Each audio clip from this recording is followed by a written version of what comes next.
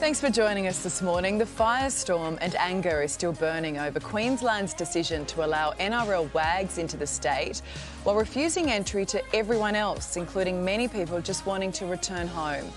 And Anastasia Palaszczuk is deflecting the flak directly towards her Chief Health Officer, saying she made the final call. Let's discuss now with Queensland Senator Matt Canavan and Stella and Body and Soul magazine Sarah Lamarquand. Nice to see you both this morning. So, Matt, the Premier taking no responsibility, should she?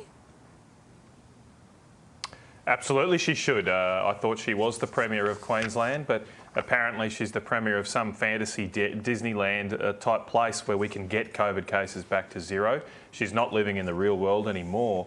I mean, I don't begrudge the NRL players being reunited with their families. It must be very difficult playing high-pressure professional sport and being separated from your loved ones. But if there's room for families of football players to come back, there's room for people who are trying to see sick relatives, there's room for other Queenslanders to be reunited. You've highlighted some of the very sad stories on your own program that I've seen, and it just seems to me that the Premier here is just without a heart. She's just heartless. She's not even responding or taking any responsibility for the terrible situation she has put Queenslanders in. Now, the only rationale you could say for why she's closed the border is because she thinks it's somehow popular. And therefore, she's not just heartless, she's selfish as well, because there are plenty of hotels in Queensland. There are plenty of ways and means we could fix this and allow Queenslanders to be reunited at these very difficult times. Hey, I mean, this is the bit I think that gets people, Sarah, because she shut down hotel quarantine the other day because it was stretched beyond capacity, yet all of a sudden she finds rooms here. And as Matt said, also, nothing against these NRL families. I understand how tough it is when you're separated, but it's the double standards, I think, that angers people. That's absolutely it. I don't think that anyone, can't understand why the NRL families would want to be reunited, but it's the optics. Now, I'm not a politician, I'm not a political spin doctor, so it's not really my job to worry about optics, but as a journalist, as a voter, it is my job to observe the optics, and this is a really bad look because it's entrenching this view that there's two rules. There's one for the well-connected, for the rich, for the famous, and there's one for the rest of us, for the everyday Queenslanders. I think, as Matt said, there's essentially two factors that are deciding what the Queensland Premier is. One is that she's heartless. No, I don't think she's heartless. But does she think that this is playing well to state voters? Yes, she does. And I think she's miscalculated here because this is really something that I don't think is going to fly with the average Queenslander. No, well, I think when Queenslanders see fellow Queenslanders locked out and can't even get back to their house. But Matt, what do you make of her deflecting this or putting this on Jeanette Young, saying this was her call? Well, it shows she lacks all authority or courage here. I mean, if you're going to make a difficult and tough decision like this, you should own it. Harry Truman used to have that sign on his desk that said, "The buck stops here." And that's what people expect of their leaders. They expect that their premiers, their prime ministers, their members of parliament take responsibility for the decisions that they have authority over. And there is no doubt here that the Premier of Queensland has authority. Now, she may delegate that authority at some times, but the buck ultimately has to stop at the top. And it's a complete dereliction of the Premier's duty to try and wash her hands of this like Pontius Pilate. It makes this completely a complete farce. I agree with you, Sarah. I mean, I don't think any of our premiers, I think any of our politicians are heartless, but I think when they get a decision wrong, and I think clearly she has, I don't know why we don't just put our hand up and say, OK, I made a mistake here, and then fix it as opposed to doubling down. But I also wanted to talk to you both about this roadmap for reopening Australia, because we had the Attorney-General Michaelia Cash. She's fired a warning shot to reluctant premiers, saying an 80% vaccination rate could make continued border closures illegal. Matt?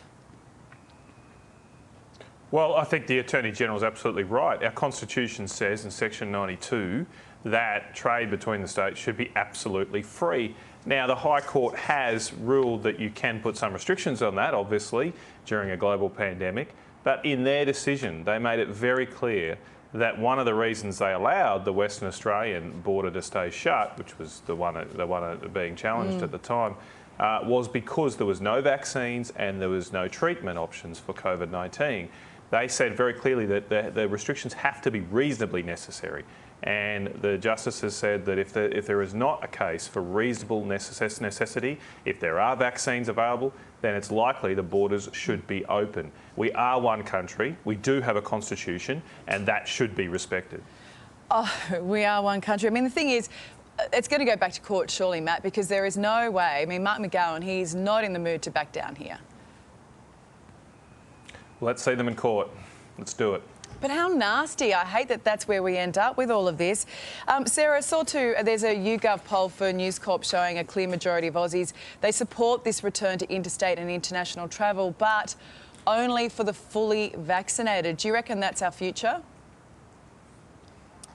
I think that is fair enough, and I think once you are fully vaccinated that we will get to a point where you should be able to move freedom and there should be certain liberties that are returned to you. As we've discussed on this show, it's the only way that the country's going to open up and return to normal in terms of getting the economy back going and reuniting loved ones and getting this massive mental health crisis under control, which is something that we've got to get serious about. I mean, I just love the fact that we are here quoting the federal constitution. I mean, listening to Matt reminded me why I dropped out of law school in my first year.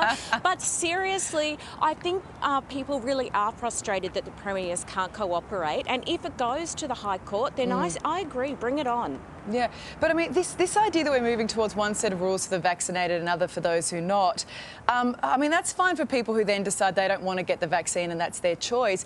But Matt, you have a whole lot of people out there who want the vaccine and still can't get access to it, who are now going to be penalised because of this new rule that you're looking to bring in.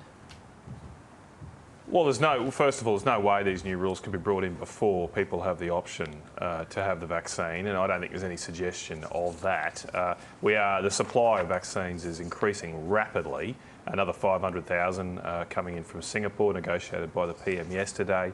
By the end of the year, we're going to have something like nearly almost 30 million Pfizer and Moderna vaccines coming in. So there won't be a supply issue within weeks or if not months. And then the situation is, what do you do then? Look, I hope we don't get to a position where we have a medical apartheid in this country. I don't want to see the coronavirus divide us into two different types of Australians. I do respect other people. I do think you should get the vaccine, but I respect people's choices. We need to come up with other options. We should have these rapid tests going more in Australia. Other countries are using those, so people who are not vaccinated can get a test. They can do it themselves at home, overseas, but we still haven't approved those. So we need to look at other options to keep Australians together.